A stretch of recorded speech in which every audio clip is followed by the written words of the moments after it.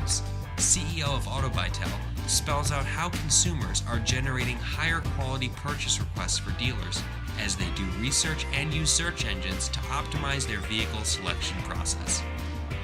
You now seem to be positioning your primary capability as being a provider of purchase requests. How does that request come about from a consumer point of view on your site? If it's coming through our site, it will be consumers coming to our sites either as a result of search engine marketing or optimization, where they go to Google or Bing, type in some type of request for a new car with a make and model or whatever, where they find us that way, or where they come direct to site. They type into the search bar, or rather into the top bar, autobytel.com or autoweb.com. More and more of our purchase requests are coming direct to us, even though over the course of the last couple of years, the majority have come to us through an increase in our search engine marketing and optimization capabilities. So people come to us, they do research on their vehicle, then they'll fill out a purchase request, and then we'll send them to one of our member dealers that's closest to their zip code. So there is a distinction in your business model between a purchase request and a lead. And if that's the case, what's the difference between them? Generally, we tend to think of what we generate directly from our sites as purchase requests, because it's a consumer that's come to us and done research. So they know what kind of vehicle they want. Purchase requests that we have tended to buy from other outside suppliers may not always be the result of having done research on the site that the lead came from. It may just be that they are in a place, a lead form pops up, they fill it out, sends in, and we end up buying that lead.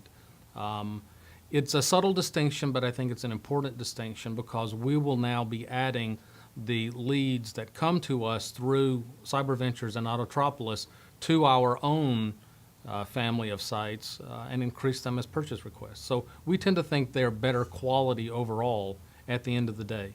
Now, that might be controversial. Some people may not agree that there is even a distinction between the two.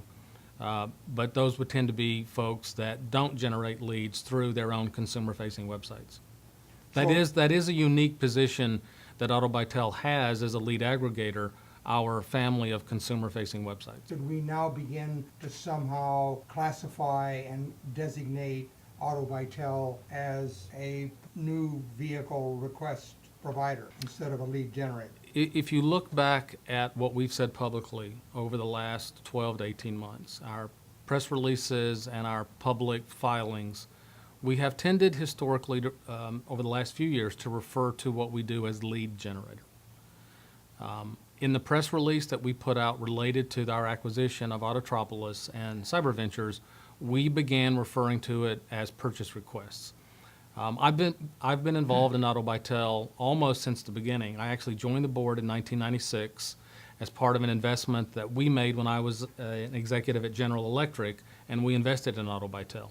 At that point in time, Pete Ellis, the founder of Autobytel, referred to what was being generated as a purchase request because it was a consumer coming to Autobytel. At that point, it was all coming direct to site to autobytel.com and doing research and then filling out, a purchase request form, which would then go to a dealer.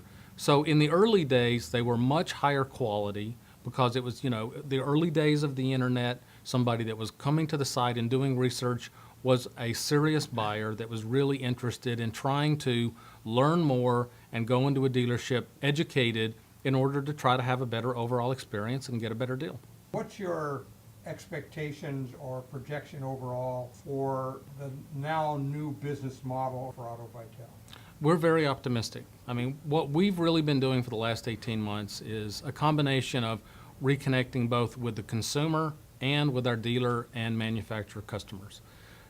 We announced a few months ago that we're in the process of overhauling, upgrading, and relaunching our flagship Autobytel website, which we expect to have some soft launch capabilities later in the fourth quarter, and then we'll do an official unveiling at NADA Super Bowl weekend in 2011.